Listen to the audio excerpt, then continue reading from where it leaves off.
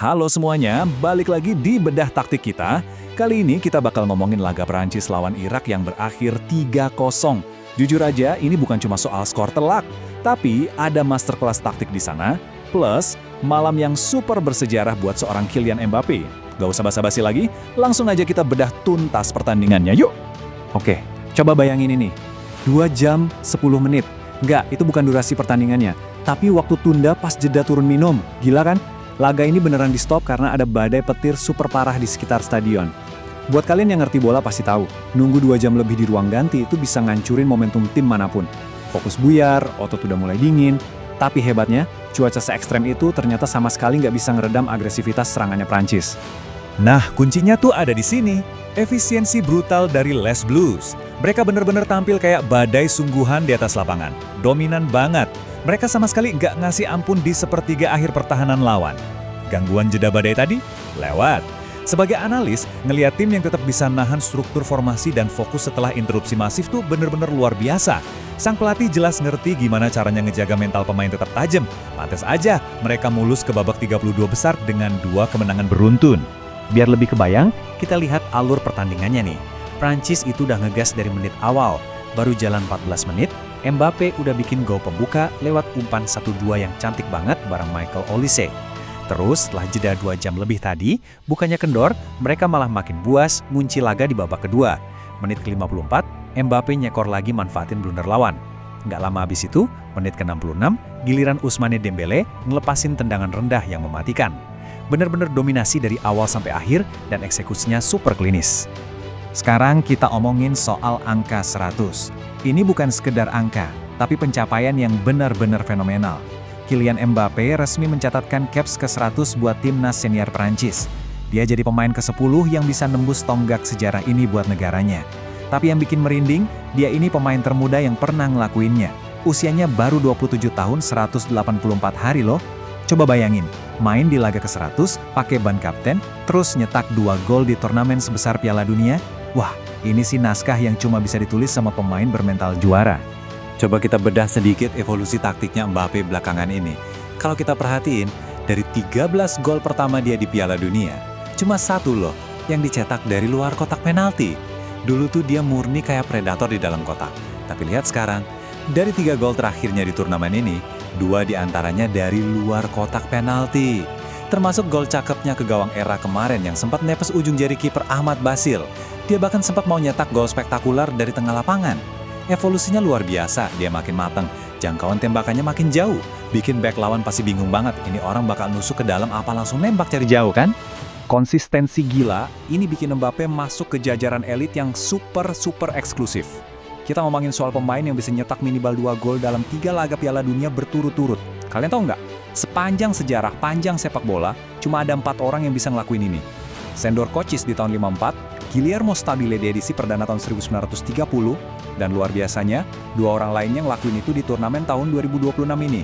Ya siapa lagi kalau bukan Lionel Messi dan Kylian Mbappe. Nyandingin nama dia bareng legenda-legenda itu jadi bukti sah kalau kita lagi nonton sejarah yang tercipta di depan mata. Tapi jangan sampai kita cuma fokus ke Mbappe terus lupa sama pahlawan tanpa tanda jasa malam itu, Ousmane Dembélé. Ada fakta yang lumayan mengejutkan nih tentang angka 20.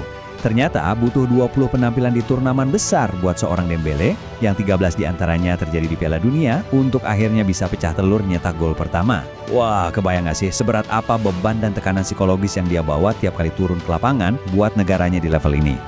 Makanya laga kemarin tuh bener-bener jadi malam pembuktian paripurna buat Dembélé.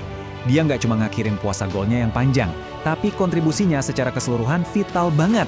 Sebelum nyetak golnya sendiri, dia nunjukin visi yang luar biasa. Sama sekali nggak egois ngelepas umpan dari bola liar ke Mbappe buat gol kedua Prancis.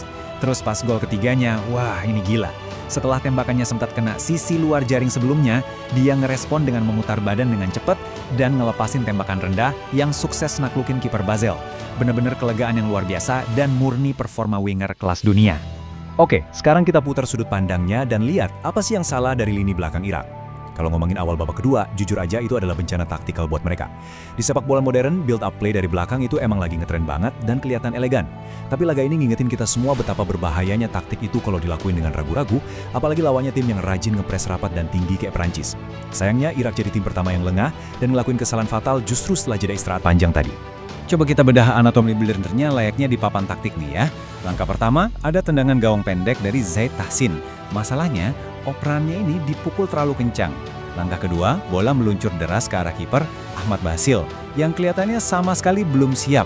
Nah, karena panik ditekan, masuk ke langkah ketiga, sentuhan Basil jadi nggak sempurna alias liar.